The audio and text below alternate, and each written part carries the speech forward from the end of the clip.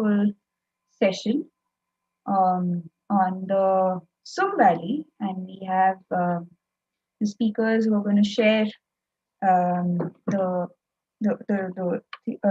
things on non-violence and the kind of conservation that happens in Tsum Valley. And so quickly, before I let the speakers take over, I would want to run through a couple of logistics, which is please mute yourself, because there are others who are also, we all want to listen to the speakers. And please ensure that your camera is also switched off, because we would want to look at the speakers who are talking. And also this session is being recorded and also screened live on YouTube. So in case there are people who are unable to join on Zoom, they can also watch it live on YouTube right now as it is happening. Another thing is some parts of it is going to happen in Nepali. So I request you all to go to the interpretation option on your Zoom, which is a little globe-like thing which comes at the bottom of your screen, and press English. If you can do that, then you will be able to hear the parts where which is being spoken in Nepali being interpreted and translated into English. So with that, I'm going to let Sudeep take over. So Sudeep is a council member of ICCA Consortium and has been particularly involved with the South Asia region. He was recently elected as a secretary of ICCA and is affiliated with Forest Action. Sudeep, over to you.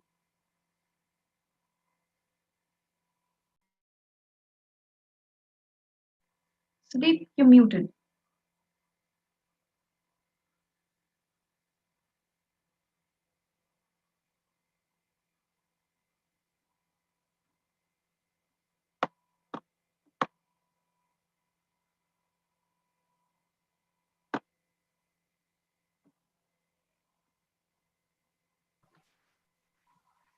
Right.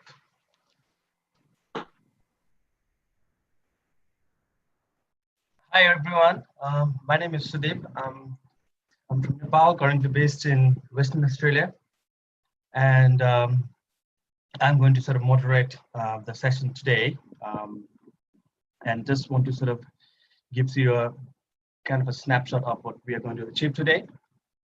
So basically, we have a national coordinator of the consortium, Jailab. He'll be giving us a bit of an introduction to the ICCA Consortium and the context of Nepal, and then we'll sort of get into the crux of today's session, the story about the Tsum territory of life in Manasalu Conservation Area of Nepal.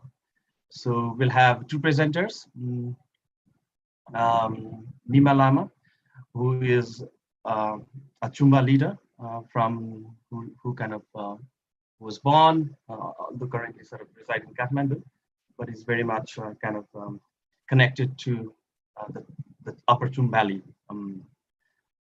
He's pretty kind of a well-renowned community leader in a sense that his contribution, Nima's contribution to conservation, cultural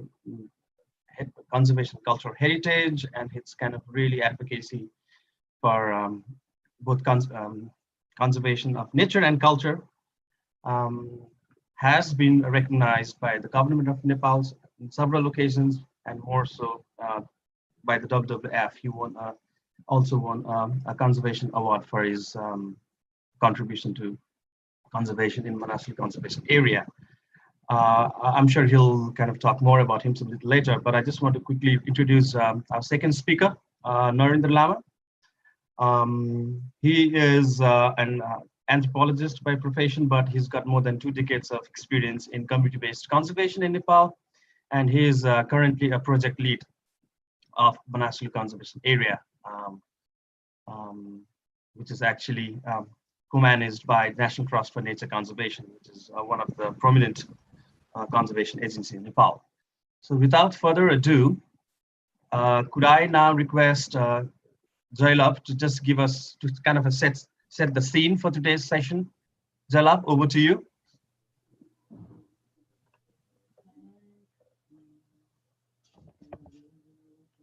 Thank you, Sudeep. Namaste and good evening, everybody. I am Jailab Rai from Nepal, currently living in the place called Kirtipur, western corner of the Kathmandu Valley, the capital city of the country, Nepal.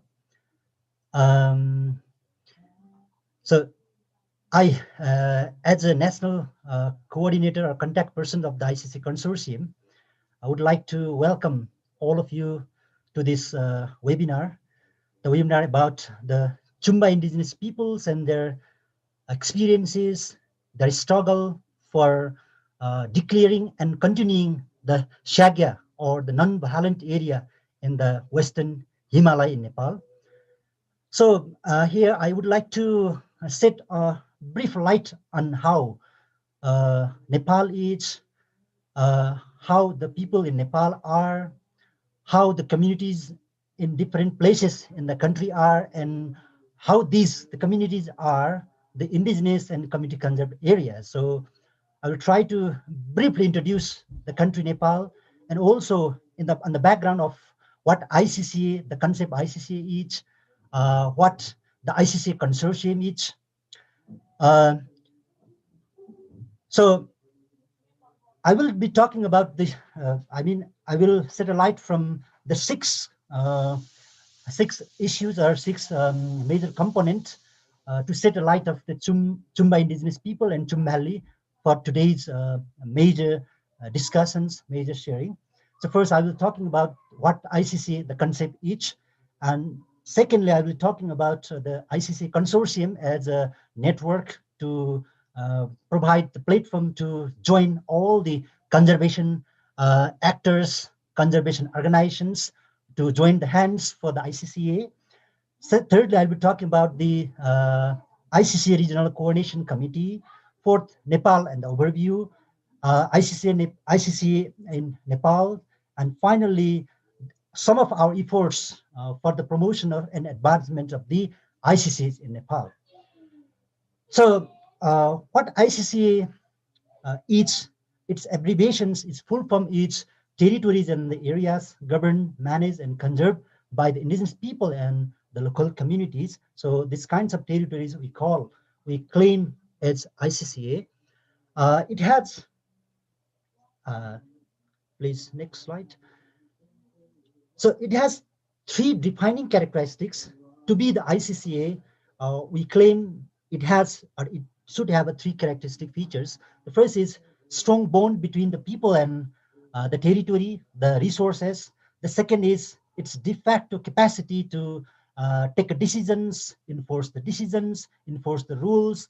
And third is kind of interaction between people and the nature, people and the environment, which supports both conservation and the well-being of the human being as well. So these are the three characteristic features of the ICCA. We call, when some territory do have these three kinds of features, we claim, we declare as ICCA. Next, please. In broad, we find three kinds of ICCAs. One is the defined ICCAs, which do have the community, the territory, which have the three basic characteristics that I already mentioned in the previous slide. Second type of ICCA is the disrupted ICCAs, which mean the community, the territory, which had earlier the three characteristics I had mentioned in the previously, but recently, because of many reasons, these features are disrupted or not in the existence. And the third types of ICCA is the desired ICCA, the territory, the people, the areas, which aim to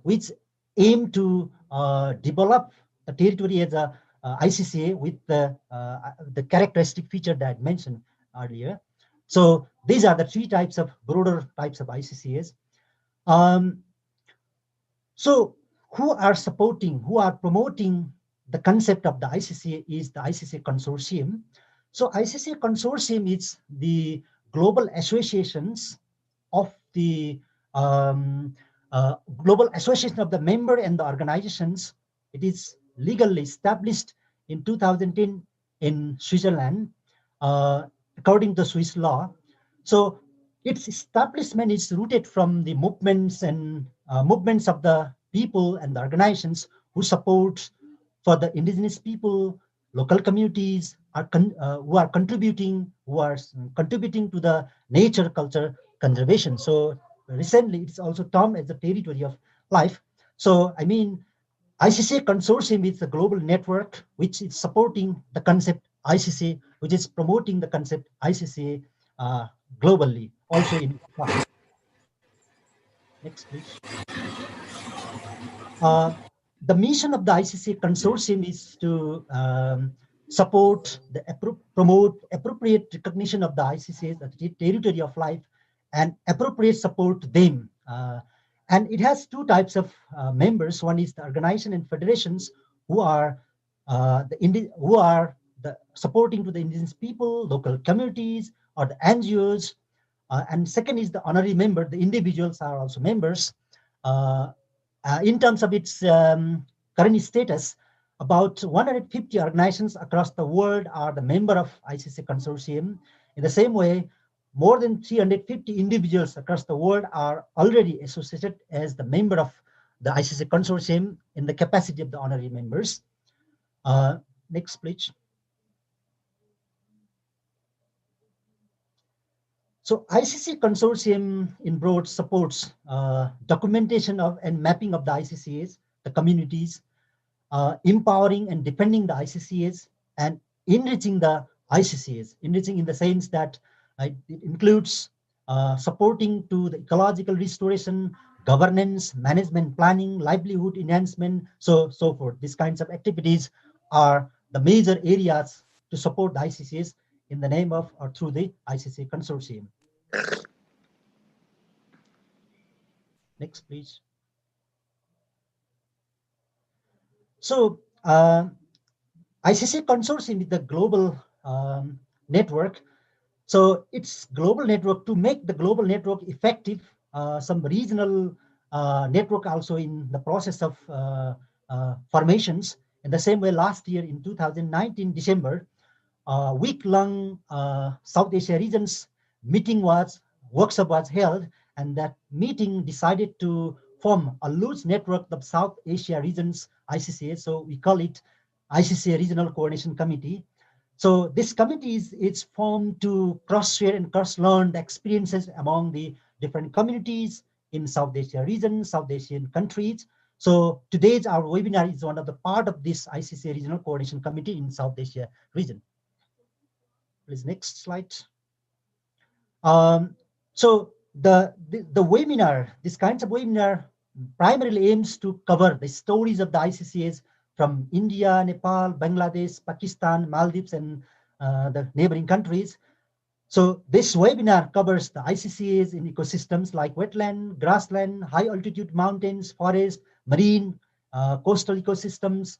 In the same way, today's webinar is the high altitude mountains. So Nima Lama and Narendra Lama will share about how the Tsum indigenous people are struggling or have the stories of establishing their territory as a ICCA.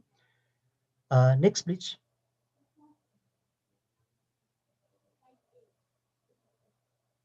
So Nepal is, we call Nepal is one of the very potential country for promoting the ICCAs, existence of the ICCAs. For example, in terms of ecological diversities, in terms of species diversities, in terms of cultural diversities.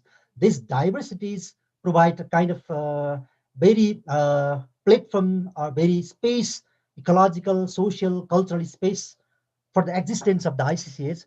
So there may be different forms of ICCs in Nepal. May I request next slide, please?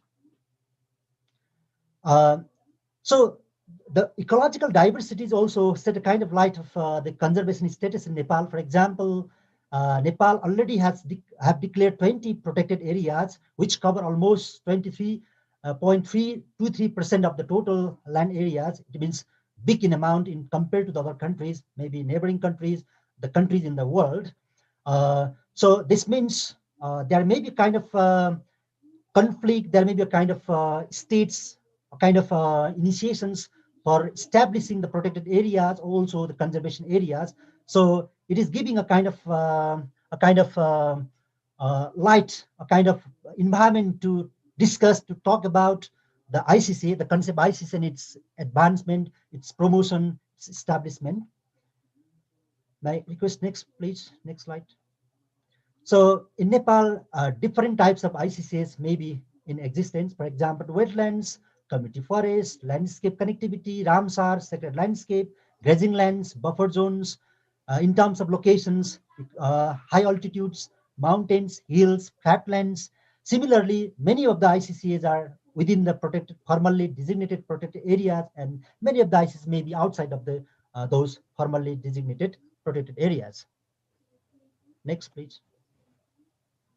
So there are some initiatives for the promotion, establishment, formation of the ICCAs. For example, preliminary studies started from 2007-8, and then preliminary documentations, policy dialogues, policy advocacies, national gatherings, and finally in 2010 and 11, the formation of ICCA Network Nepal. So these are, there are different events, different activities which set a light, which provided the platform, which supported the indigenous communities, local communities to form ICCA Network Nepal. So it is one of the loose network in Nepal, and it is promoting and advocating for the establishment of, for the rights of, for the advancement of the ICCAs in Nepal. Next, please. So similarly, making photo stories also one of the part of the promoting ICCs in Nepal. For example, the photo stories of Dolpa ICC, Pungmu ICC in Dolpa district, Tsumba Indigenous peoples photo story in Gorkha districts. These are also the part of ICCA promotions in Nepal. Similarly, self-strengthening of the activities related to the self-strengthening, activities related to the emblematic ICCA case documentation. This is one of the important activities currently happening in Nepal. So Tsum Valley of the Gorkha district is selected for the documentation of the ICCA as an emblematic case, a global emblematic case. So this is one of the initiatives. And similarly, currently, the youth network, I mean, promoting, supporting youths and helping youths to have a network, have a introductory meetings about the ICCA's its ongoing activities. So this is also one of the important, I take it as important activities we are supporting in the name of for the promotion of the ICC in Nepal. So these are the short backgrounds of the context in Nepal. So in this context, today's webinar is about one of the ICCA in Nepal, the Tsumba Indigenous people in Tsum Valley in Gorkha districts. So we'll be listening to Nima Lama and Narendra Lama, who will be sharing about the Tsum Indigenous people and the territory of life. Thank you for listening to the presentation. Thanks, Jalab. Thanks for thanks for giving us the sense of the global context of ICCA, introducing the whole concept of ICCAs, territories of life, the work of the ICCA Consortium, and more importantly, the national scenario and the context of Nepal. And I think this broader background and sort of context and perspective would sort of now help us situate the unique experience of the Tsum territory of life. So could I request Narendra Lamaji to, I would like to sort of hand over to you. And I think you'll sort of give us a bit of introduction, and then sort of whenever it's appropriate, you can then sort of bring in Nima Lama ji as well. So over to you, Narendra Lama ji.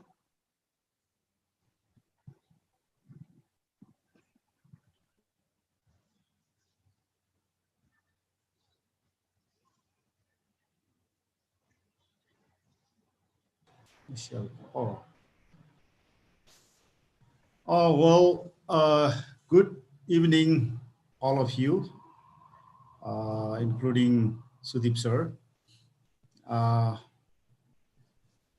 Let me briefly introduce myself. I am Narendra Lama. Actually, I am representing from one of the most remote area of Nepal, Manang, where I was born in Manang, Nepal. And I'm working as a project chief for Manasalu Conservation Area, managed by National Trust for Nature Conservation of Nepal. And my co-presenter is Mr. Nima Lama, community leader from Tsum Valley of Manasalu Conservation Area.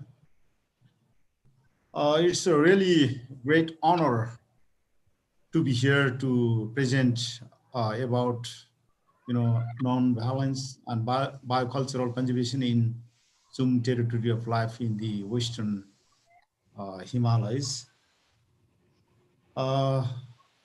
Please, next slide.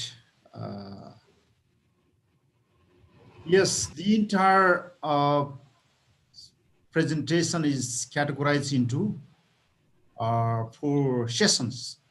Actually, I will lead the first slide, locating Tsum Valley, and the last one is opportunity challenge of collaboration between Tsum community and Manasalu Conservation Area Project.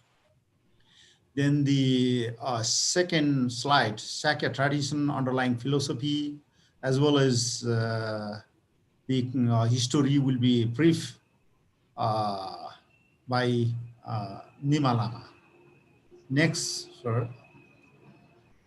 Well, Tsum Valley actually comprises 2 wards, Lower Tsum and Upper Tsum. Is located in northeast of Manasalu Conservation Area in very remote high mountain regions of Nepal. Next, please. Manasalu Conservation Area was declared in 1998 and established office on the site, basically Film Village. The area is quite small, 1,600 square kilometer. So it covers middle mountain to high mountain regions up to an altitude of 8,163 meters height. That is the height of Manasalu mountain, one of the 8,000er mountain in world. So the area, although area is a bit small, the population is also very less. Around 7,000 people live in this small territory of Manasalu Conservation Area. Next. So Manasalu Conservation Area is one of the popular destination for trekking tourism. There are 2 popular trekking routes. One is round Manasalu trek. It takes around 14 days trek, right from Kathmandu to the highest pass, Laki Pass, more over 5,000 meters height, then exit around Lumjung. The next one is newly open trekking route. It's called Tsum Valley Trek. It was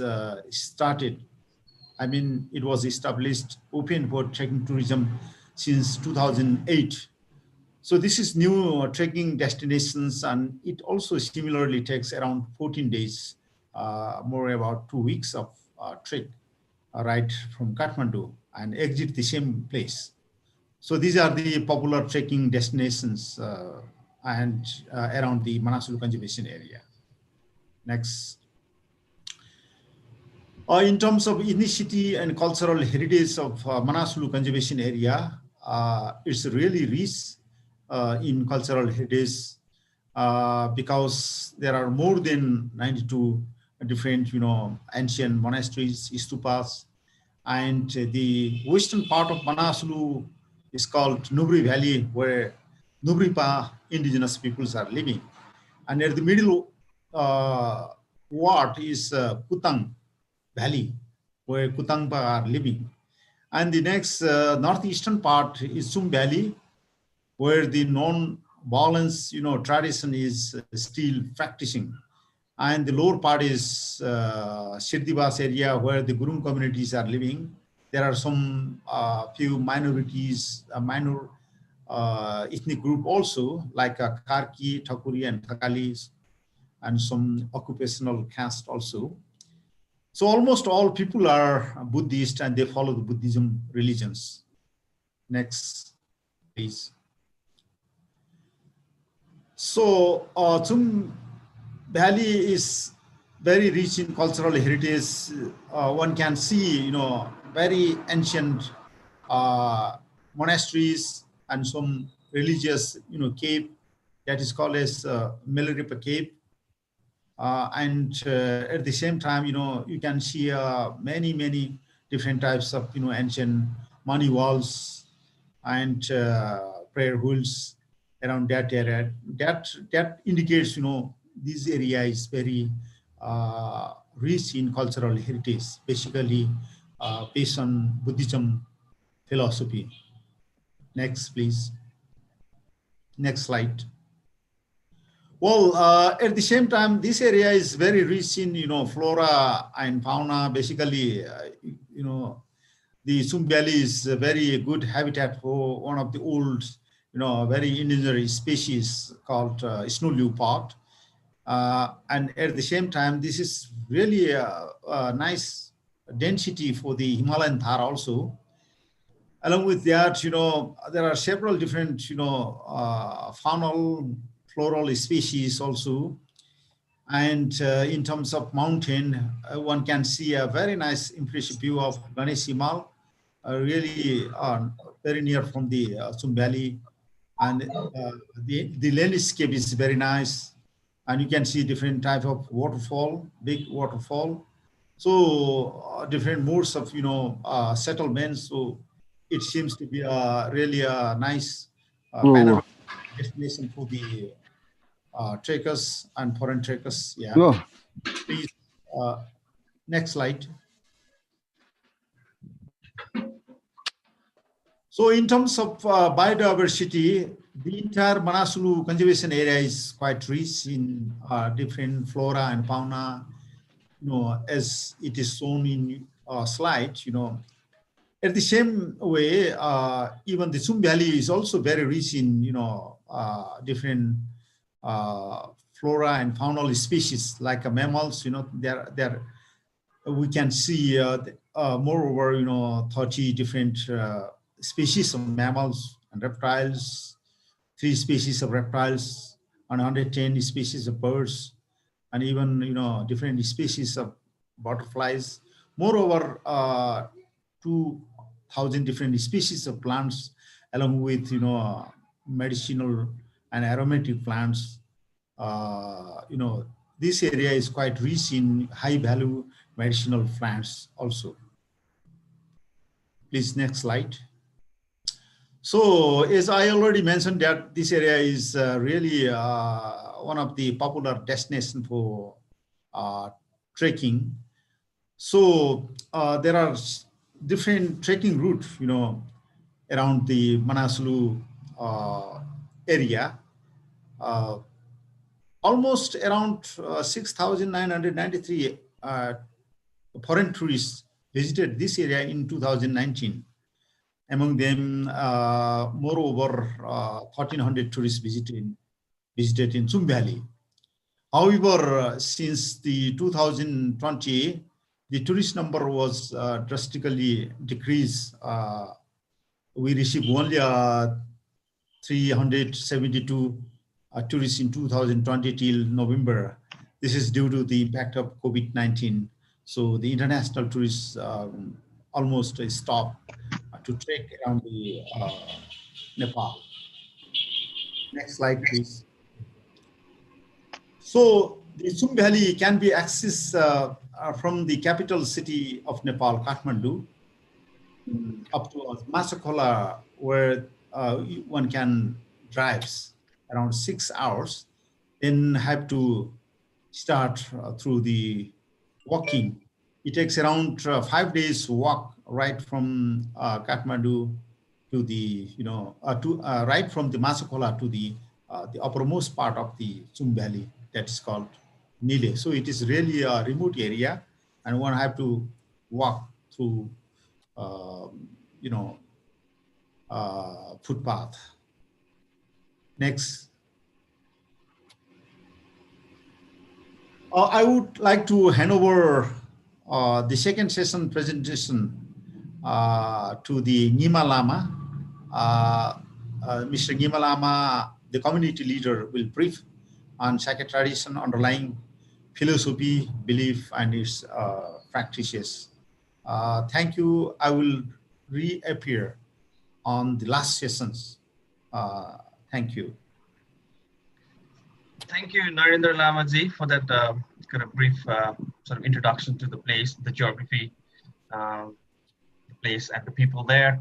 And hopefully, we'll get to hear more from you after Nima's presentation. Could I request Nima Lama ji to now sort of appear and take us to the journey of Tsum Valley and talk about some of the Shagya non-violent tradition and practices. So could I invite you, Nima Lama ji? Good evening, Trasi Tele. I'm Nima Lama. म चाहिँ नेपाल गोर्खा जिल्ला चुम उपत्यकामा चुम उपत्यका पनि अन्तिम गाउँ निले गाउँमा म जन्मेर विगत लामो समयदेखि यो चुमको अहिंसा संस्कृतिको एउटा संरक्षण र सम्वर्धनको एउटा अभियन्ताको रूपमा अगाडि बढिरहेको छु र विशेष गरेर यो शाक्य परम्परा शाक्य परम्परा यो चाहिँ एकदम एउटा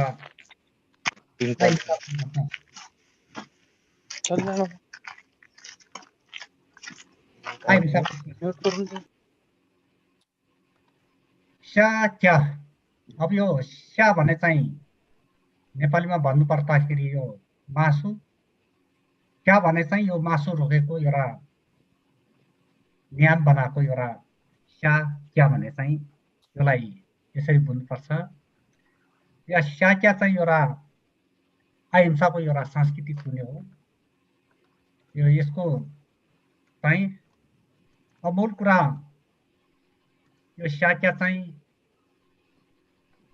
बौद्ध दर्शन र पञ्चशीलसँग पनि एउटा जोडेको एउटा त्योसँग पनि जोडेको छ यो शाक्या भनेर हाम्रो चुम उपत्यकामा विक्रम सम्वत 1977 सन् 1920 मा गुरु डुपरिम्पोछे ज्यूबाट हेयुल्किमलुङको एउटा तपोभूमि चुम उपत्यकामा उहाँ आउनु भएर गुरुको एउटा गुरुले चाहिँ एउटा चुमवासीलाई यो अहिंसा क्षेत्रको एउटा जुन गुरुबाट एउटा आशीर्वाद हुनुभयो त्यसकारण तत्कालीन अवस्थामा हाम्रो लाब्राङ लामाहरू र खञ्जेनहरूको एउटा उसमा चाहिँ सन् 1920 मा चाहिँ चुम उपत्यकालाई अहिंसा क्षेत्र घोषणा गरेको थियो भने त्यसपछि योलाई सम्पूर्ण चुमवासीले अहिंसाको एउटा संस्कृति र परम्परालाई ग्रहण गरेर यसको संरक्षण र सम्वर्धन गर्दै आएको छ र सन् 1939 मा पुनः लिपिबद्ध सम्बोता लिपिमा गुरु डुपरिम्पोछे लामा सिरप दोर्चे र गुरु ढगा रिम्पोछेबाट पनि पुनः एउटा लिपिबद्ध हाम्रो लाब्राङ लामाहरू र स्थानीय खञ्जेनहरूको तत्कालीन अवस्थामा र सम्पूर्ण गाउँको एउटा धुरीहरूबाट पनि लिपिबद्ध गरेको थियो भने त्यसपछि विक्रम सम्वत 2027 सन् 1970 मा अहिलेको गुरु डुपरिम्पोछेको पालामा पनि पुनः एउटा सम्बोधा लिपिमा दस्तखत सम्पूर्ण चुम्बासीबाट गरेको छ भने 2029 साल सन् 1972 मा पुनः एउटा देवनागरी लिपिमा पनि पुनः एउटा चुम्बासीबाट एउटा लिपिबद्ध भएको छ। त्यसपछि 2055 साल सन् 1997 मा चाहिँ माथिल्लो चुमको छेकाम्परमा सांस्कृतिक र शाक्यको एउटा पहिलो एउटा सांस्कृतिक उत्सव कार्यक्रम भएको थियो। त्यो कार्यक्रम चाहिँ मेरो अध्यक्षतामा गुरु डुपरिम्पोछेको एउटा प्रमुख अतिथितामा यो कार्यक्रम भएको थियो। यो एकदमै ऐतिहासिक कार्यक्रम चुममा चाहिँ भव्य कार्यक्रम भएको थियो।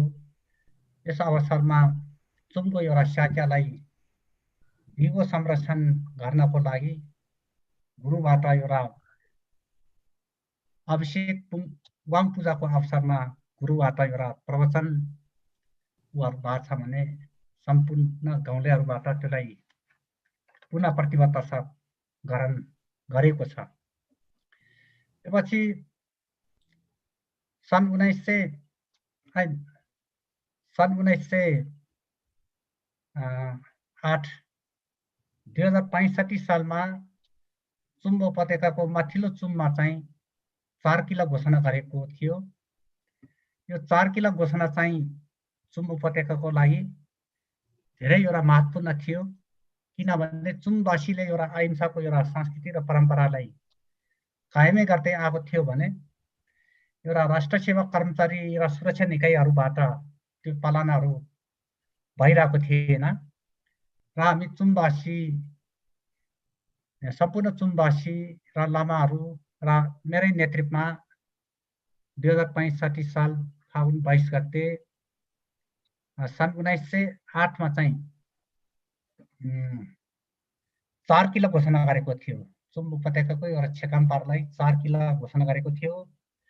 4 किला घोषणा गरिसकेपछि कुनै पनि सुरक्षा निकाय र राष्ट्र सेवा कर्मचारीहरूबाट पनि अहिंसाको एउटा संस्कृतिलाई उहाँहरूबाट पनि पालना गर्दै आएको थियो। त्यसपछि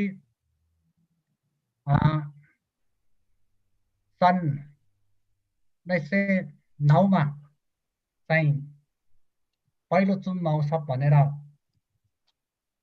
चुम महोत्सव कार्यक्रम भएको थियो।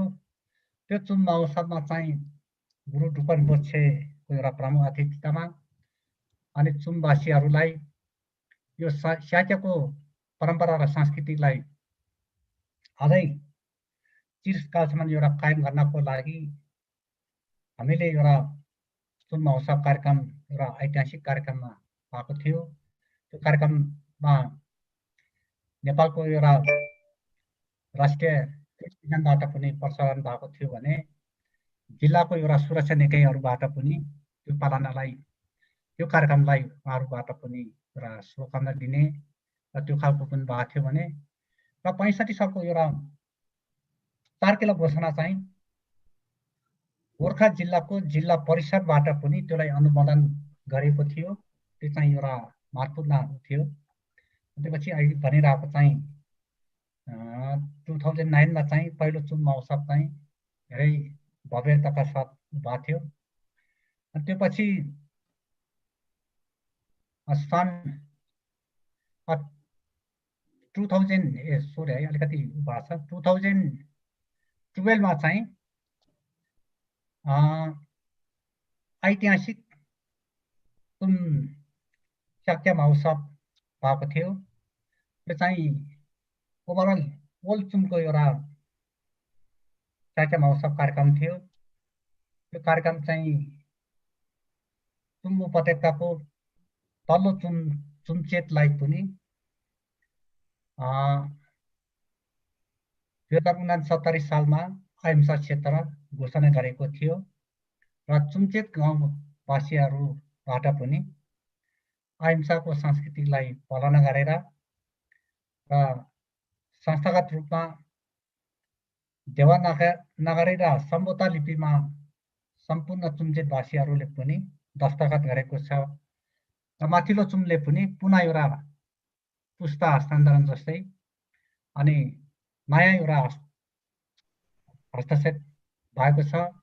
त्यो कार्यक्रम चाहिँ नेपाल सरकारको तत्कालीन प्रधानमन्त्री डाक्टर गौरम भट्टराईबाट चुम उपत्यका शाक्य सांस्कृतिक महोत्सवको उद्घाटन गर्नुभएको थियो भने गुरु डुपरबोर्सेबाट विशेष एउटा पूजा सञ्चालन गर्नुभएको थियो भने यो कार्यक्रम एउटा धेरै भव्यताका साथ कार्यक्रम भएको थियो।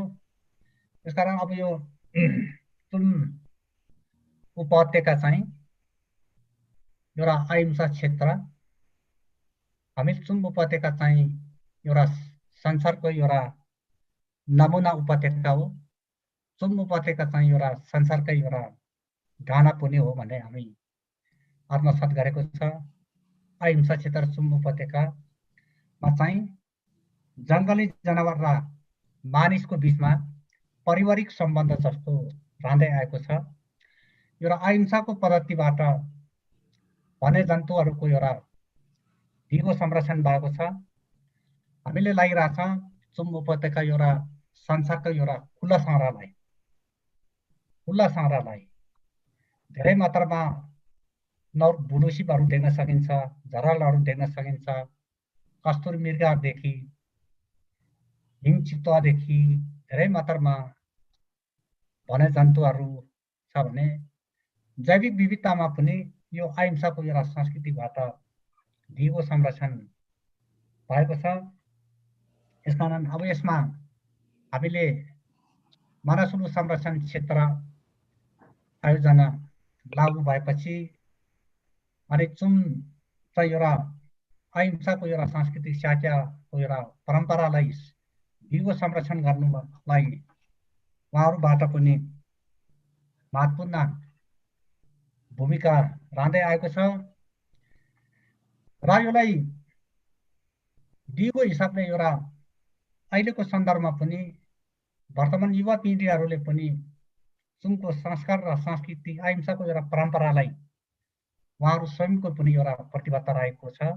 सम्पूर्ण चुमवासीले अहिंसा भन्न साथ एउटा बौद्ध दर्शन र पञ्चशीललाई ग्रहण गरेर हामीले चुम उपत्यकालाई कसरी अहिंसा क्षेत्र घोषणा गरेको छ भने अब यो बुद्ध जन्मेको देश नेपाल बौद्ध दर्शन र पञ्चशील एउटा बुद्ध जयन्ती सकदावाको एउटा अवसरमा परेर अनि त्यो चाहिँ अहिंसा क्षेत्र घोषणा गरेको चुम उपत्यका हो।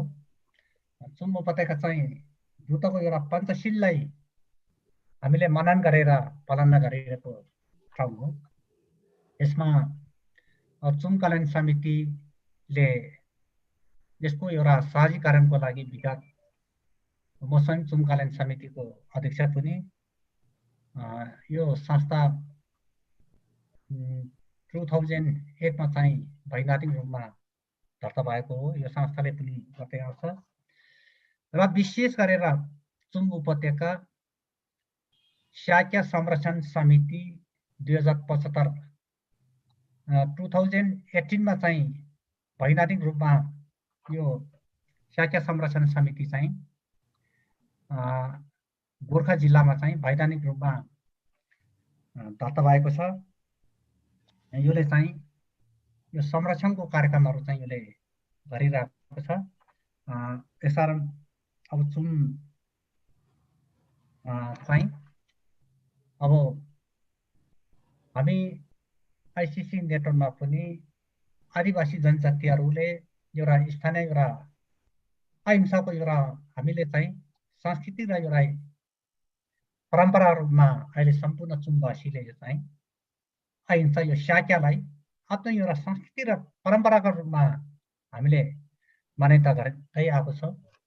अझै पनि सम्पूर्ण चुमवासीले यो अहिंसाको एउटा संस्कृतिलाई यो शाक्यलाई चिरकालसम्म एउटा कायम गर्ने हामी प्रतिबद्धता पनि रहेको छ सबैको एउटा सरसहयोगबाट यहाँहरूले पनि अन्तर्राष्ट्रिय लेभलसम्म चुमको एउटा अहिंसाको परम्परालाई विश्वलाई एउटा नमुनाको रूपमा सबैले एउटा चुमबाट केही सिक्ने अवसर पनि पाओस् भनेर हामीले कामना गरिरहेछौँ।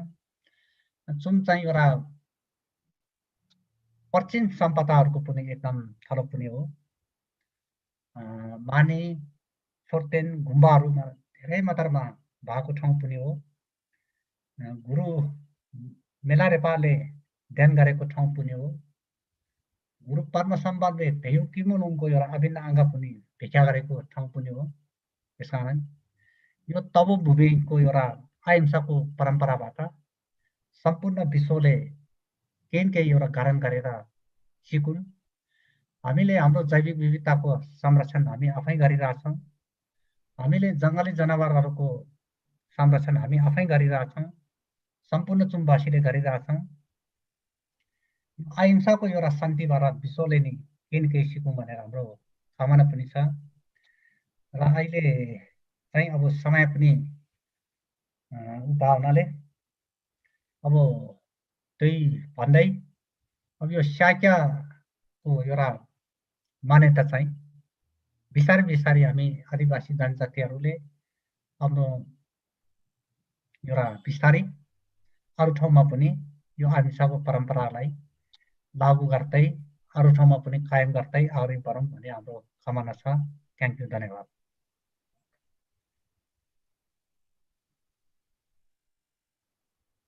Thank you, Nima Lama Dai Ji. Could I now request Narendra Lama Ji to sort of come back and, sort of take over the session, please. Thank you. Thank you. Thank you very much. I am still, I am reappearing to present some of the opportunities and challenges of, collaboration between Manasalu Conservation Area as well as with the Shyagya traditions, what we call this non-violence traditions. So basically, as I talk about the opportunity, if we just analyze the linkage between Shyagya tradition and the protected area concept and its objective of Nepal government, it's really in line with the protected area concept, because the science-based protected area concept is conserve the biodiversity, and at the similar way, the Shyagya tradition is really based upon the conservation of biodiversity, flora, fauna. So this is really in line with the protected area concept, and that's why the Shyagya Conservation Committee, which has already established as a Shyagya Conservation Committee at the indigenous level, is regarded as a community-based anti-poaching unit as protected areas regulation of Nepal. And so in Tsum Valley, there are two community-based anti-poaching unit, that is the Shyagya Committee. And rest of the other areas, rest of the 5 wards have a different, anti-poaching unit as per rule and regulation of Manasalu Conservation Area. At the same time, since the last year, the government of Nepal is still under the process of amending the Department of National Park and Wildlife Conservation Act, as well as Conservation Area Regulation also. And there is still a possibility of integrating indigenous customary laws into the mainstream government rules. Because the reason is that, the Shyagya Committee is really self-declared, and they eternally, the local community and local indigenous peoples, they conserve the territory and biodiversity. So the government need not to invest large resources in the name of resource conservations. For example, we have already seen different national parks where a large of high amount of money is spending on a security force to mobilize the security personnel, army, armed force for resource conservations. But this territory where the Shyagya is practicing, the community itself, the indigenous people themselves, they conserve. So there is no need to pour a huge amount of money for security forces. So if we loving government in this respect, I think we can integrate these indigenous practices into the mainstream of government's regulation. Because I have already initiated some of the seminar on protected area management of Nepal. This Shyagya, I have already highlighted the importance of Shyagya for the resource conservations. So along with that, the another opportunity is, we can have we have an opportunity to improve the livelihood of the local indigenous peoples through the promotion of cultural tourism and ecotourism in the name of Shyagya. Shyagya itself is a tradition, it's one of the role model traditions and indigenous tradition that can be one of the major tourism product for promoting ecotourism, nature-based tourism, and heritage-based tourism. Next slide, please. So although we have a lot of opportunity for the Shyagya tradition, but there are some challenges also. One of the challenges is still there is no adequate legal recognition from the government side, because till date somehow at local level, local government and as well as district government, they just recognize it, but it should be integrated into the mainstream government rule and regulation. Otherwise, there will be some limitation. So I think for that we have to do a lot of work. And the second threat could be challenge could be migration. Basically, the youth group from the Tsum Valley, they are migrating for education, for jobs, and some of them they also going to foreign countries for the job also. This could make us a little bit difficult for sustaining the Shyagya tradition for long term. So I think more awareness should be given to the youth group also. And the third one is the government is planning to build road network up to Tsum Valley. I think road network is not bad itself. Road network is good for economic opportunity, but it is really high impact for resource conservation, cultural heritage conservations. So the community as well as the government should work harder in order to sustain the tradition, in order to sustain the cultural heritage of that area with the opening of Tsum Valley through the road network. And another issue is a transboundary issue, because the Tsum Valley is border with Tibet Autonomous Region of the People's Republic, China, in two sides, the western north side and even some part of the east.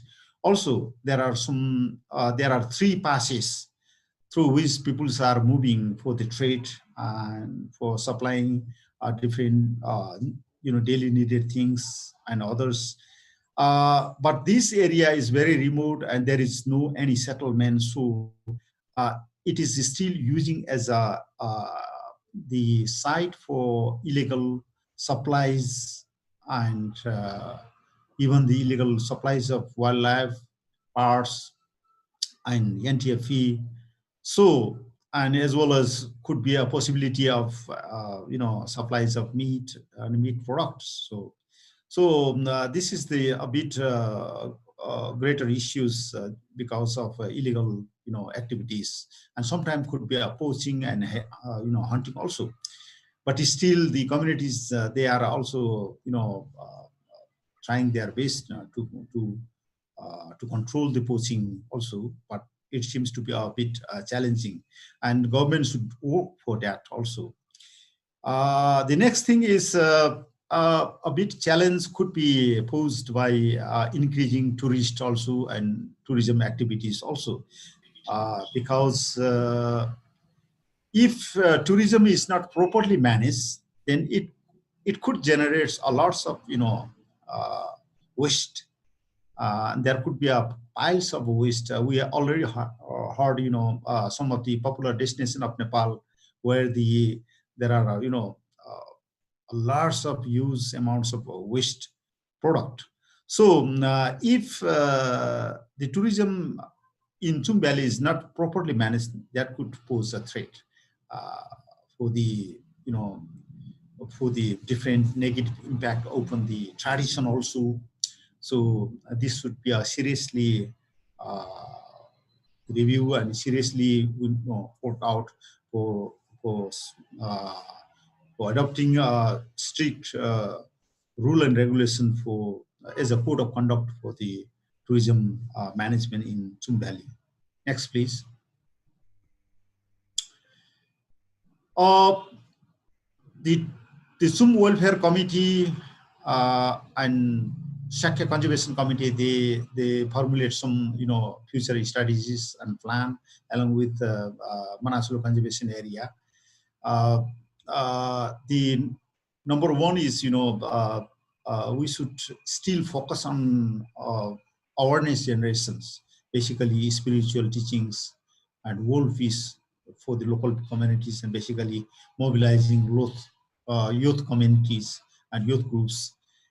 And there should be a clear demarcation delineating the border areas of the Shyagya area by the state government as well as federal government, because the parks are still managed by the federal government as per Constitution of Nepal. So it should be clear. There should be clear delineation, border demarcation through the state and federal government also. And more collaborative efforts should be planned and implemented through the like-minded organizations, stakeholders, because that area is worked by many government agencies as well as national and international non-governmental organizations. There should be collaborative efforts should be needed to mainstream open the Shyagya tradition and philosophy.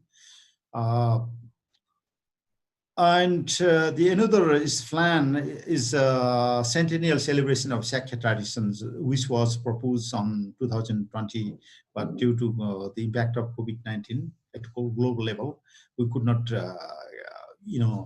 organize this program. I think next year, if the situation get back into normal, conditions, then we definitely celebrate the centennial celebration of Shyagya tradition.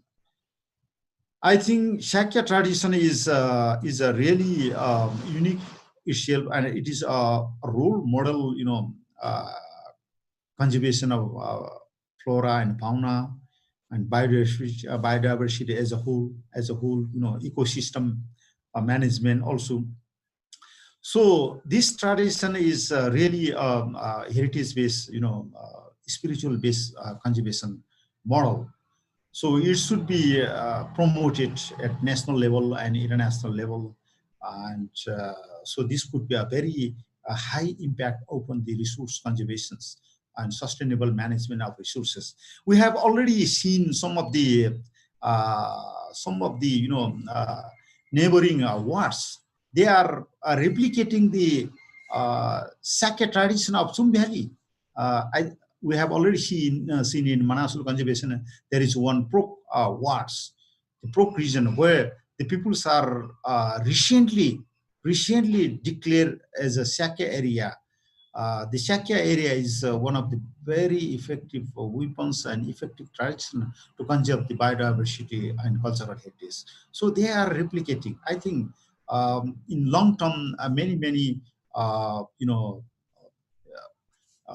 of the mountain areas of Nepal, they will definitely replicate the concept of Shyagya in that area, because the mountain is so fragile. So there could be a high. It is hard to sustain the biodiversity also. Well, thanks. And I think next slide is just for Thanksgiving. And would be nice to get your feedback and any queries. We are very pleased to answer from myself as well as from Nima Lama. Thank you very much. Thank you, Narendra Lama, sir. Z. I think your final sort of talk really adds a lot of clarity to the presentation. I really appreciate having you here today, jointly presenting with the Nima Dai. So now I would, could I just now request participants, if you've got any queries or any questions, you could just type that in the chat box, and I'll try to sort of channelize that to the respective speaker, whether it's addressed to Narendra Lamaji or Nima Lamaji. So while participants are sort of sending the queries, could I just take this opportunity to ask Narendra sir about this whole, you mentioned a very interesting fact that the Shagya Conservation Committee in the Valley is kind of recognized as a community-based anti-poaching kind of unit. So I think as per the current regulation, and I can sense that I'm sure there are lots of questions in terms of how well the current Shagya tradition, the customary practices, the conservation practices, which are not yet formally sort of recognized by the national law or the regulations, how are they recognized, at least at the level of the Manasalu Conservation Area, in terms of the management plans, in terms of the project, and also in terms of any sort of regulations specific to National Trust for Nature Conservation? Yeah, if you could just give us a brief sense in terms of is there any sort of space to be recognized this rich innovative tradition in the management plan per se? So does the management plan of Manasalu Conservation Area recognize a Beul, the sacred valley, some of the customary practices, or the Shagya traditions and some of the institutions? So I just wanted to sort of, I'm sure there are other questions as well, but I just wanted to quickly sort of raise that topic, because since you are the key person working in partnership with people in that particular valley. So I can see, so you could sort of respond to this question while we sort of get a sense of the other questions. Narendraji? Sudeep sir, I think it would be nice to answer immediately for your queries. I think, well, sure. What you, Sudeep sir, mentioned about the possible integration of Shagya tradition into the MCA level, Manasalu Conservation Area, project levels, documentation and policies and management.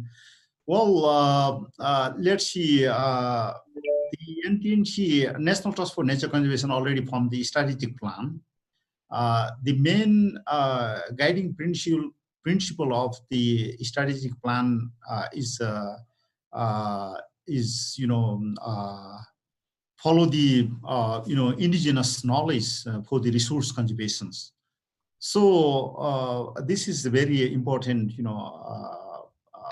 guiding principles for us, as well as we have already formulated Manasalu Conservation Area Management Plan also, and we have already planned local adaptation plan for the Manasalu Conservation Area. And the next document, the Manasalu Conservation Area already formulated climate smart management plan. In all these plan, we have already mentioned that the indigenous knowledge and practices should be integrated into the resource conservations. I think the National Trust for Nature Conservation levels, documentation, planning, policy formulation, we have sufficiently incorporated this as a major component for resource conservations. But this is not sufficient because we have the federal government rule and regulation with respect to the protected area management.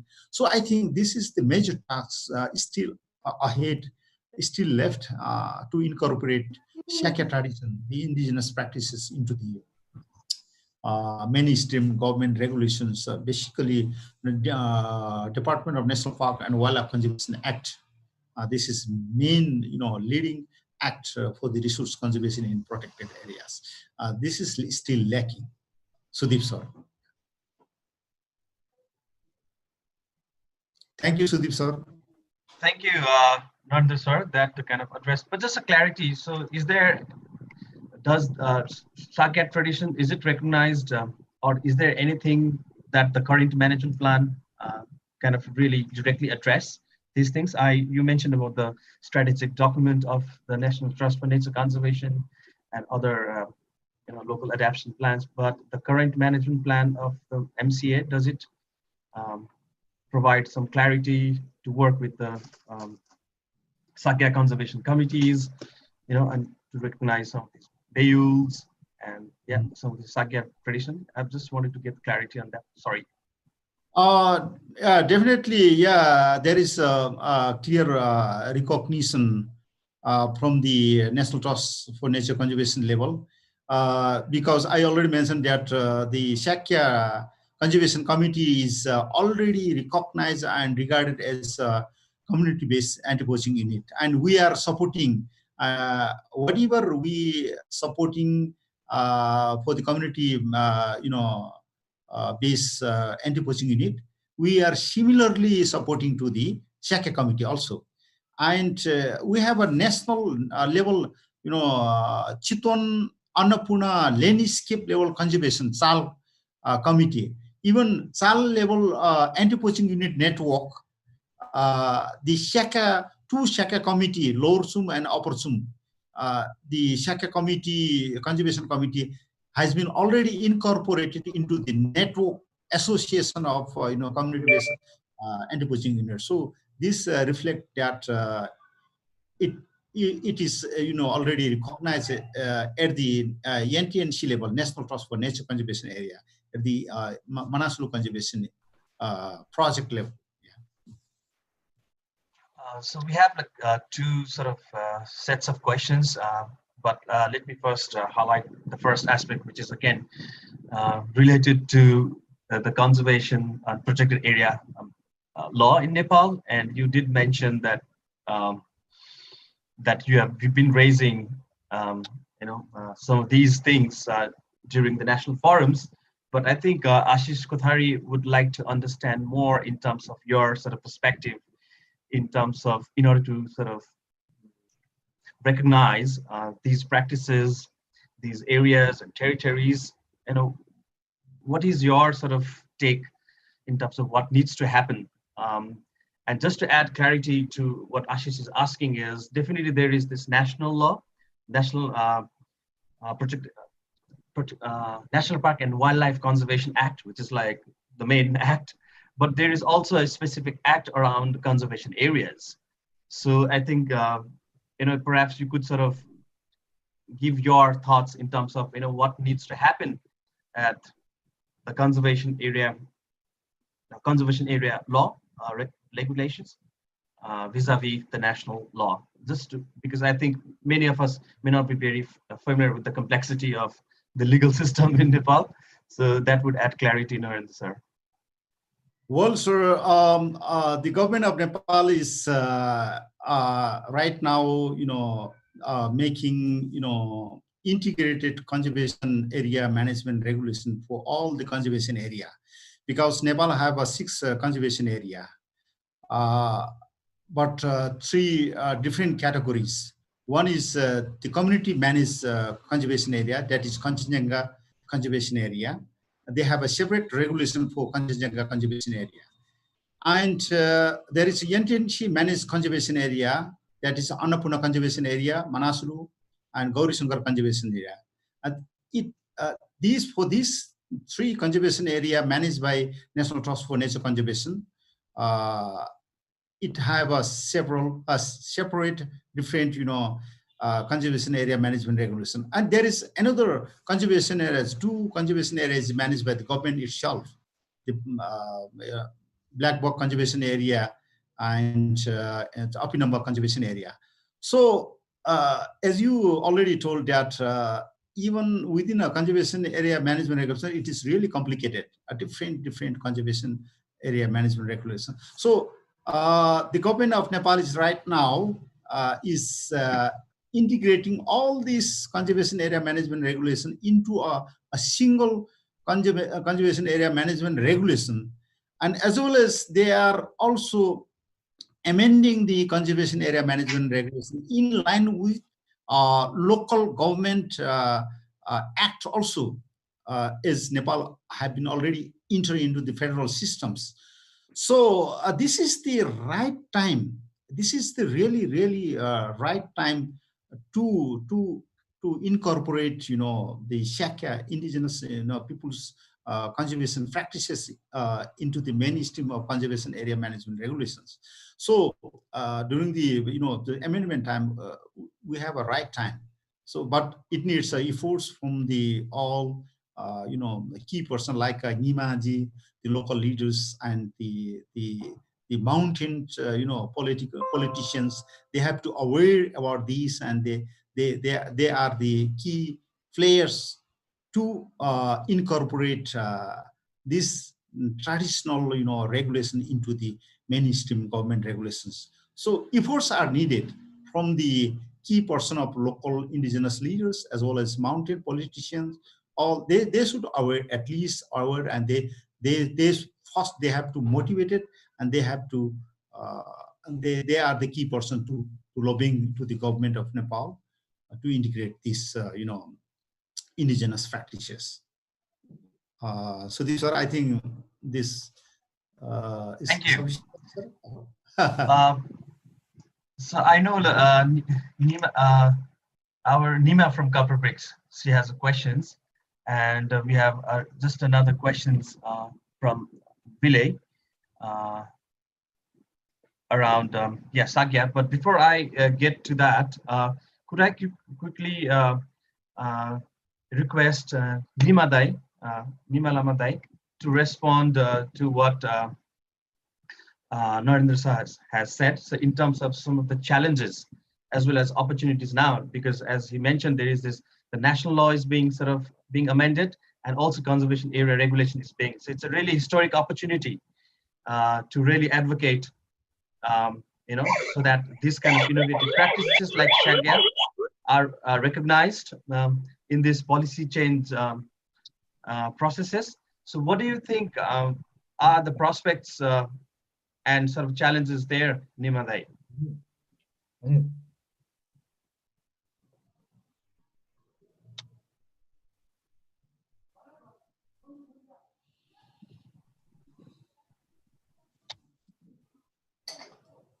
अब आज एकदम गौरवमय दिन हाम्रो south एसियाको साथीहरुसँग एकदम गहन रूपमा आफ्नो शाक्यको एउटा अहिंसाको कुराहरू राख्ने अवसर पाएकोमा एकदम गौरव लागिरहेछ र विशेष गरेर यो आइम्सा स्याक्याको एउटा 100 वर्षको एउटा अभ्यास चाहिँ चुमवासीले जुन गरिरहेछ यो एउटा संसारकै एउटा सबैले अलिकति सिक्नुपर्ने कुराहरू हुन्छ। हामी सबै चुमवासीबाट एउटा 100 वर्षको एउटा अवसरमा चाहिँ एउटा स्याक्याको अभ्यासलाई दिगो संरक्षण गरेर अगाडि बढिरहेको छ। एउटा गत सालमा चाहिँ हामीले tsum उपत्यका स्याक्या महोत्सव गर्ने एउटा कार्यक्रम थियो, शताब्दी महोत्सव। यो कोभिडले गर्दाखेरि केही समय चाहिँ स्थगित भयो। पुनः अलिकति समय अनुकूल भएपछि हामी सम्पूर्ण चुमवासीले स्याक्या शताब्दी महोत्सव मनाउने तर्खरमा छौँ। यो महोत्सव मनाइसकेपछि अब चुमको एउटा स्याक्याको जुन परम्परा छ यसलाई संस्थागत रूपमा हामी अगाडि बढाउने एउटा प्रतिबद्ध पनि छौँ। यसले अहिलेको एउटा ऐन कानुन छ आदिवासी जनजातिहरूको एउटा प्रजातान्त्रिक चुमको एउटा स्याक्या परम्परालाई वैधानिक रूपमा एउटा दस्तावेजीकरण गर्ने एउटा स्थानीय तहदेखि नेपाल गभर्नमेन्टसम्म पनि हामीले एउटा यो स्याक्या चाहिँ यो स्याक्याको परम्परालाई कानुनी मान्यता लिनको लागि पनि हामी अगाडि बढ्ने एउटा प्रतिबद्ध पनि छौँ र आगामी दिनमा पनि यो स्याक्यालाई अलिक अझै पनि एउटा फराकिलो रूपमा हामीले कार्यक्रमहरू पनि अगाडि बढ्ने उद्देश्य पनि रहेको छ। र अघि नरेन्द्र सरले भनिसक्नुभयो अब यसको केही चुनौती पनि छ। अब चुनौतीले हामी सामना गर्न पनि हामी एकदम सक्षम छौँ। हामीले एउटा के त भन्दाखेरि tsum उपत्यकालाई अहिंसाको एउटा 4 किलो घोषणा गरिसकेको छ। यो 4 किलो घोषणा गरिसकेपछि सम्पूर्ण चुमवासी चाहिँ यो स्याक्या संरक्षणको लागि चाहिँ एउटा प्रतिबद्ध पनि छ, एउटा स्ट्रङ पनि छ। यो चाहिँ यहाँहरूलाई जानकारी दिन चाहन्छु। र समय पनि अलिक उभा हुनाले अब पुनः हाम्रो सेन्टिनल प्रोग्रामलाई अलिकति समय अनुकूल भएपछि स्याक्याको एउटा शताब्दी महोत्सव गर्ने एउटा सोच गरिरहेछौँ। यसमा सम्पूर्ण आइसिसी नेटवर्कका साथीहरूले र यसको लागि अन्तर्राष्ट्रिय लेभलमा पुर्याउनेछ भनेर म विश्वास पनि छु र यसको लागि सहयोग पनि गर्नुहुनेछ भन्ने विश्वास पनि राख्छु। त्यो अवसरमा यहाँहरू सबै अलिकति समय अनुकूल भएपछि यो कोभिडको अलिकति नियन्त्रण भएपछि चाहिँ हाम्रो प्रोग्राम गर्ने एउटा सोच हुनु हो। यहाँहरू सबैले निमन्त्रण पनि गर्न चाहन्छु भन्दै मेरो अब यसमा आइसिसी नेटवर्क नेपालका हाम्रो जैलक भाइबाट निरन्तर सरसहयोग गरिरहनु भएको छ। जस्तै हाम्रो सुदीप भाइबाट पनि निरन्तर सहयोग गरिरहनु भएको छ। उहाँहरूलाई र सम्पूर्ण आइसिसी नेटवर्क टिमलाई हार्दिक आभार प्रकट गर्न चाहन्छु। त्यस्तै हाम्रो मानसलु संरक्षण क्षेत्रलाई विगत लामो समयदेखि चुमको एउटा अहिंसा संस्कृतिलाई त्यसको संरक्षण र सम्वर्धनको लागि पनि विशेष भूमिका निर्वाह भएको छ। उहाँहरूप्रति पनि आभार प्रकट गर्छु।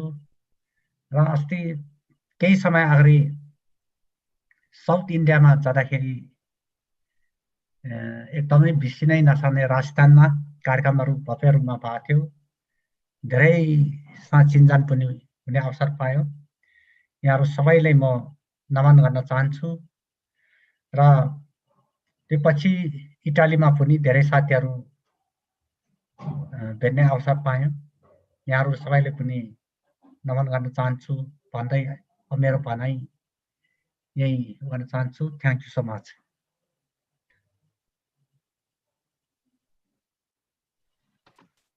Thank you, Nima Dai,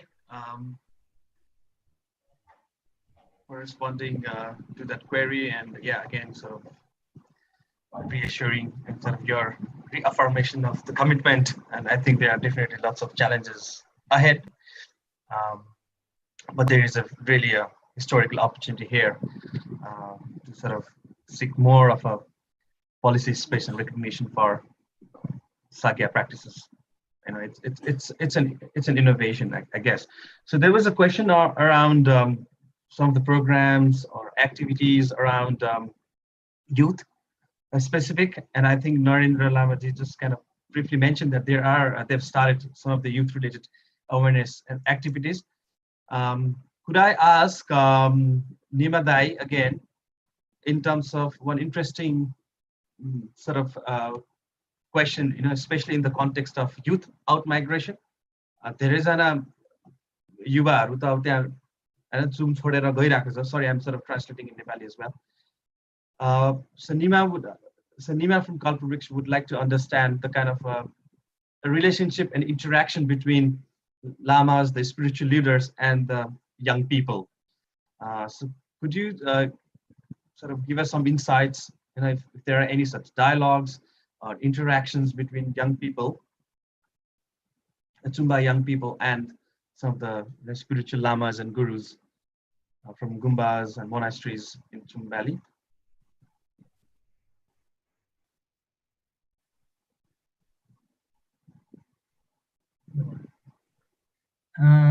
यो हाम्रो धर्मगुरुज्यूहरू र युवाहरूको बिचमा सोध्नुभएको जस्तो लाग्यो भाइले.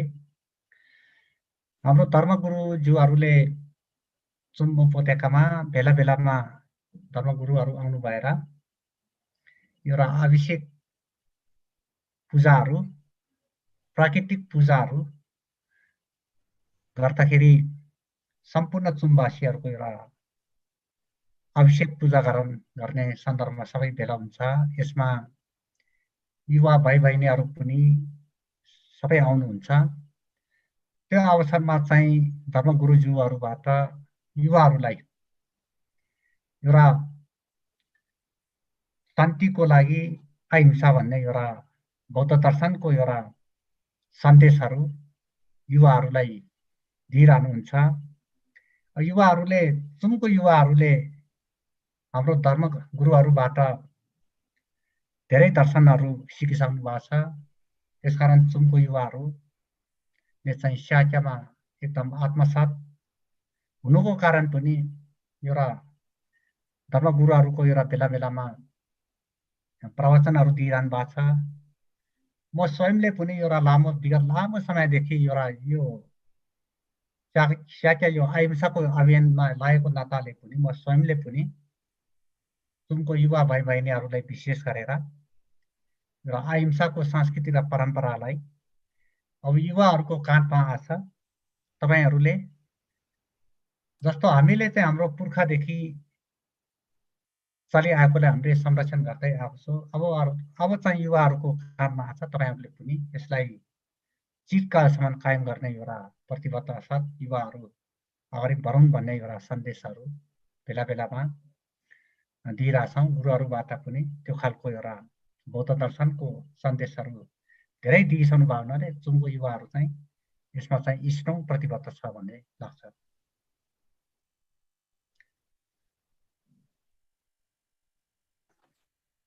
Thank you, Nima Dai. So there was one comment, I think, from Vile. I think it was more of a comment rather than a question in terms of the kind of practices, the AHIMSA, the Shagya. It is very much, it has a long history than some of the modern and the Western concept of nature and biology. So I think I see that as more of a comment, because some of these practices, even whether it's the declaration or even the whole idea around the sacred Beul, refuge at times of crisis, that predates all the modern concept of protected areas. So I think I see that as more as a comment. Unless if you have any other queries, just feel free to ask. And I think the challenge and opportunity now here is to how to be sort of reconcile both some of these customary age-old practices, values with the modern institutions, laws. So that's, I think, there's a complexity there as well.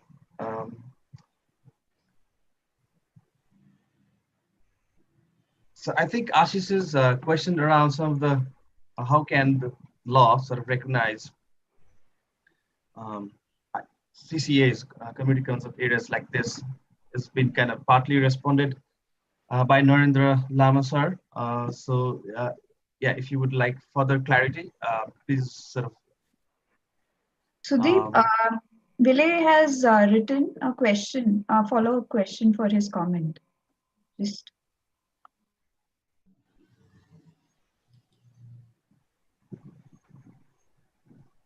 Could you sort of read that question for me somehow? maybe Vile can unmute himself and clarify what the question he has is. Yeah. Yeah, thank you. Can you hear me? Yes. Yeah. So because what Sudeep was saying was correct, but I had also a question in my. It was not only a comment. It was also a question that where I see that the AHIMSA and Shyagya traditions have been very well practiced, and they have managed to conserve a lot with them. But now when we have these modern concepts like nature or biology, for what they are exactly needed? Do we need these concepts of nature and biology? And if we need them, for what exactly we need them? I think we can need them, but I'm not sure exactly for what we need them. Is it more that we need them just to play with the government, to stop government destroying us? So we must give them some good appearance by using the concepts of nature and biology, or is there some better use for nature and biology other than just this political possibility to defend yourself when you use this?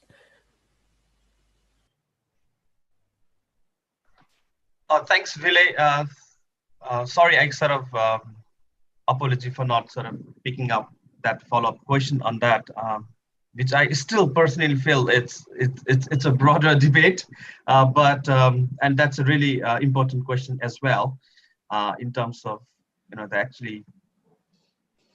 the use, the application, what's the use of these concepts and discourses beyond certain vested interest or purpose of politics. But Narendra, sir, would you like to sort of respond to that? Because you're an anthropologist, you're an indigenous person, but you're also a conservationist by training. So I think, there's no right and wrong answer, but just a quick comment to what Vile is kind of reflecting. Yeah, I think the most important thing is the indigenous, tradition like a Shyagya first need, legal recognitions from the government, mainstream regulation like Department of National Park and Wildlife Conservation like that. So then it can be regarded as a sole, sole responsibility of resource conservation in that area. For example, in such cases, there we need not, need such a big staff like Manasalu Conservation Area, because we can delineate the Tsum Valley as a separate, indigenous community conservation area like that. Because I think 20 years before, when I attended one World Mountain People Association's conference at Sikkim, I have seen that there is, very indigenous practice for resource management in, Lepcha community that is called as Zumsa. Zumsa is such a tradition, such a indigenous tradition. They really effectively conserve the biodiversity of that area. So the Indian government recognized the Zumsa as a regulations. So in such a way that Nepal government should recognize that area. Then after that, I think we need not, impose like a conservation area also. But conservation area, the concept of Nepal's conservation area is much more flexible than national park concept, where conservation area is more people-driven conservation area and recognize the indigenous practices also. We already realized that indigenous practice is more effective rather than government-imposed regulations, because the indigenous practice is felt from heart. The government rule and regulation is like pressing from outside. We have to use sometimes force also, but like indigenous practices, where the people themselves felt this is our duty and this is our responsibility to conserve that area. So this is more effective. So, but such a policy level motivation is highly needed with respect to Nepal government. I think at the same time, that could be implicated in other countries also. Thanks, sir. Thank you, Narendra, sir. So I think in the matter, because of the time sort of limitation that we have, so I think I can still see two more questions from Nima and Sushila.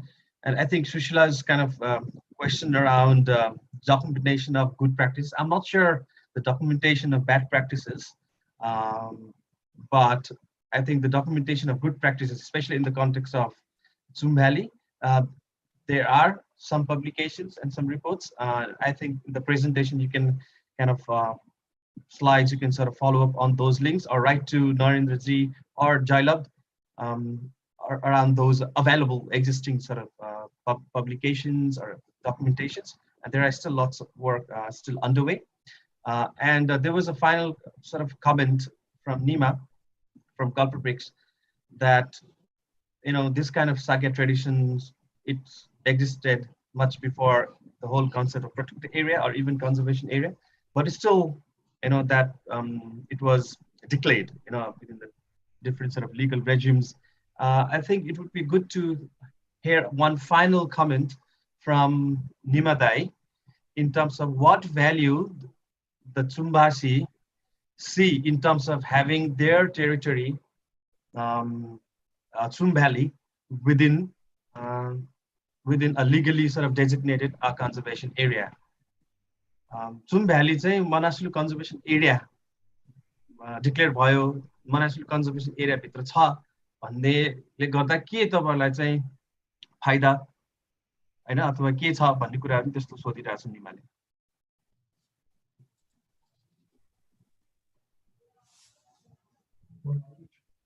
Tsum Valley चाहिँ Manasalu Conservation Area भित्र रहँदाखेरि र Manasalu संरक्षण क्षेत्र आयोजनाको कार्यक्रम र उद्देश्य पनि दिगो संरक्षण र विकास कार्यक्रम भनेर थियो। हामी Tsumबासी पनि एउटा Shyagyaको संरक्षणमा लामो अभ्यासदेखि रहँदै आएको हुनाले यो संरक्षणको सन्दर्भमा चाहिँ एउटा हातेमालो गरेर अगाडि बढिरहेको अवस्था पनि छ। त्यसकारण मैले Manasalu कन्जर्भेसनलाई पनि विगत लामो समयदेखि म स्वयं पनि लामो समयदेखि समन्वय गर्दै आइरहेको छ र Manasalu संरक्षण क्षेत्र आयोजनाको उद्देश्य पनि एउटा वन जंगल र वन्यजन्तुको एउटा दिगो संरक्षण गर्ने, जैविक विविधताको संरक्षण गर्ने त्यो खालको एउटा कार्यक्रम र उद्देश्य रहेको छ भने र Tsumबासीले पनि Shyagyaको एउटा विगत सयौं वर्षदेखि एउटा संरक्षण गर्दै आएको एउटा अभ्यास हुन्छ र संरक्षणको दृष्टिकोणबाट चाहिँ Tsumबासी र Manasalu कन्जर्भेसनको कार्यक्रम चाहिँ एकदम सहज रूपमा मिलेको छ। त्यसमा चाहिँ हामी मिलेर अगाडि बढिरहेको अवस्था पनि छ भन्नुपर्छ। अनि अघि थोरै आएको छ, अघि एउटा क्वेशन चाहिँ अब यो 25औं सय वर्ष अगाडिदेखि एउटा अहिंसाको संस्कृति रहँदै आएको छ र अहिलेको सन्दर्भमा चाहिँ जैविक विविधताको एउटा समय अनुकूल संरक्षण पनि भइरहेको अवस्था छ। त्यसमा के हो भन्ने कुराहरु अलि आइरहेको जस्तो लाग्छ। एउटा संरक्षण भन्ने कुरा चाहिँ ऐन कानुनले भन्दा पनि आदिवासी जनजातिहरुको एउटा परम्परा र संस्कृतिलाई एउटा दिलैदेखि एउटा संरक्षणको एउटा भावना हुनुपर्छ। त्यसले मात्र एउटा दिगो संरक्षण हुन सम्भव छ। ऐन कानुनले मैले धेरै ठाउँमा देखिरहेको छु राष्ट्रिय निकुञ्जको वर पनि देखिरहेछौँ। निकुञ्जको ऐन त कठोर छ, तर स्थानीय समुदायले मानेन भने त त्यो त धेरै चुनौतीहरू देखिन्छ। हामी चुम्बासी चाहिँ बौद्ध दर्शन र पञ्चशीललाई आत्मसात गरेर चाहिँ यसको दिगो संरक्षण चाहिँ त्यसरी सम्भव भयो।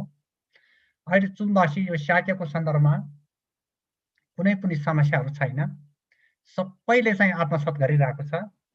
त्यसकारण अहिले चाहिँ अलिकति समय अनुकूल भएपछि हामीले जैविक विविधताको संरक्षण अलिकति सरकारी निकायसँग पनि जोडेर पनि गरिरहेको छौँ। अब त्यसको किन उ भयो भन्दाखेरि समय अनुकूल परिवर्तन भयो। पहिले त यो राष्ट्रिय निकुञ्जको ऐन आउनुभन्दा अगाडि हाम्रो शाक्य परम्पराहरू धेरै हरिने आएको अवस्था हो। अब बिचमा चाहिँ हुँदै आएपछि सरकारी कर्मचारीहरू आउन थाल्यो, सुरक्षा निकायहरू आउन थाल्यो। उहाँहरू त अहिंसाको परम्परालाई बस्दैन। त्यसकारण हामीले चाहिँ यसलाई आत्मसात गरेर त्यो गर्नुको कारण पनि त्यो थियो। त्यसलाई चाहिँ हामी चाहिँ एउटा सम्पूर्ण चुम्बासी चाहिँ आत्मैदेखि एउटा अहिंसाको परम्परा र अहिंसालाई एउटा संरक्षण गर्न चाहिँ एउटा एकताबद्ध भएको चाहिँ आत्मैदेखि हुनु चाहिँ यो गुरुहरूको एउटा दर्शनबाट पनि आत्मादेखि दिलदेखि गरेको चाहिँ त्यसरी पनि हो भन्न चाहन्छु।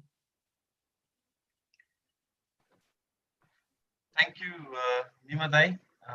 And I think Nima Dai's final comments kind of really sums up this whole kind of session beautifully. I hope, Jalab, you managed to capture the essence of what Nima Dai was trying to articulate in response to my query and other queries as well. So, so yeah, I think definitely there's lots of interesting questions and discussions, and there is still matter of further discussions and debates. And I really encourage you all, first of all, really thank all of you for participating in this particular session. And I would really encourage you to sort of have a look at a photo story, a 6-7 minutes photo story about the Tsum Territory of Life that's available in the website of the ICCA Consortium. Feel free to sort of reach out to Jalab and Nima Dai and Narendra Lama over the email if you want to sort of really engage more and learn, or want to sort of seek out further collaborations in futures. So yeah, so I really encourage you all to do that. So really express my heartfelt gratitude for all of you for your time and questions, and for those who are actually sort of silently listening, but actually actively listening. And let me also take this moment to really express my gratitude to Narendra Lama ji and Nima Dai, and thanks Jalab for putting this together and for your help in the interpretations. And could I sort of hand over now back to Shruti for your final sort of wrap up, if that's all right? Yes, thank you. Maybe that was a really inspiring talk. And Nimaji's thing about practicing conservation from your heart is and practicing non-violence from your heart is truly, truly inspirational for all of us. Could I request, I mean, a lot of people have stepped out, but those who are present, could I request people to switch on their cameras for a quick group photo, if that's possible? In the meantime, when people do that, I would also use this opportunity to extend my thanks to the entire Nepal team, Jailab, Sudeep, Narendra ji, Nima ji, Tenzing ji from the last webinar, who have given us their time and shared their knowledge and shared their experiences, which made this entire webinar series even more richer and diverse and fruitful. So thank you so much for being part of this and being, an active part of this. So if the others, okay. If someone, maybe one more one more round, if everyone can say cheese or smile or say CCA in 1, 2, 3. CCA, and done. Thank you so much for giving us your time and even sticking around even beyond the time limit of 6:30. And I look forward to seeing a lot more of you in the future webinars.